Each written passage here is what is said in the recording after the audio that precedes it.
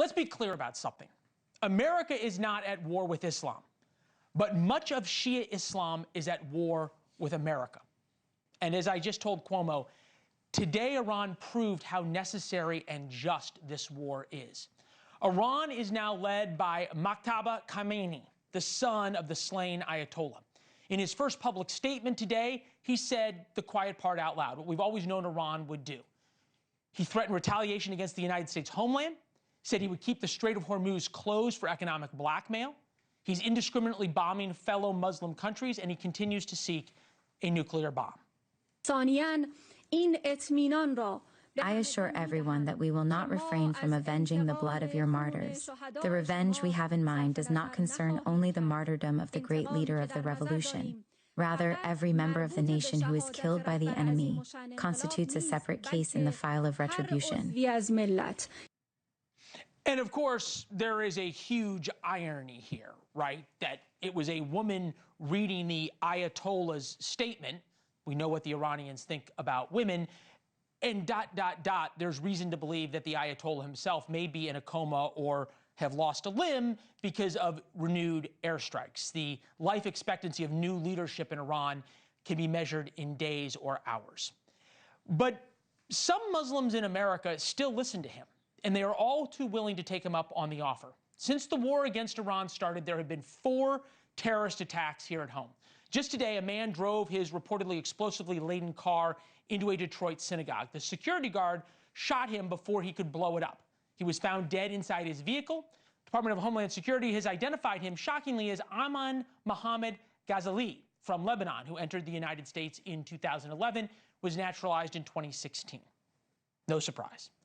Also today, at Old Dominion University in Virginia, a gunman killed 1 person and wounded 2 others. Police identified him as Mohammed Baylor Jola. I can tell you that we have confirmed reports that prior to him conducting this act of terrorism, he shouted or stated Allah Akbar, and he was formerly a subject of a FBI investigation in material supporting terrorism.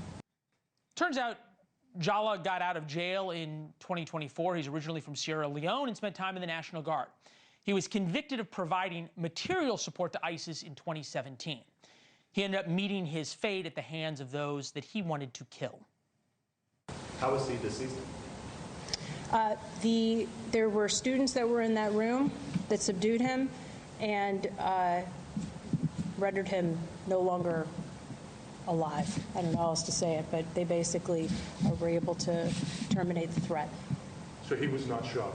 He was not shot. I have a prediction. We're going to learn some interesting things about those students who rendered him not alive. Stay tuned for that.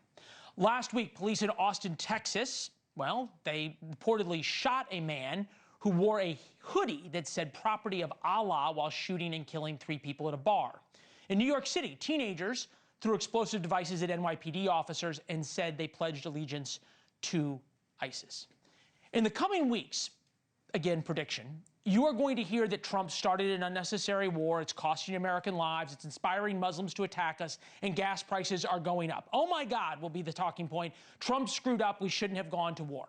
That is conventional wisdom. You watch this show because you are smarter than conventional wisdom. War is awful. I've been there more times than I want to count. But Iran declared war on us a long time ago, 47 years ago perhaps.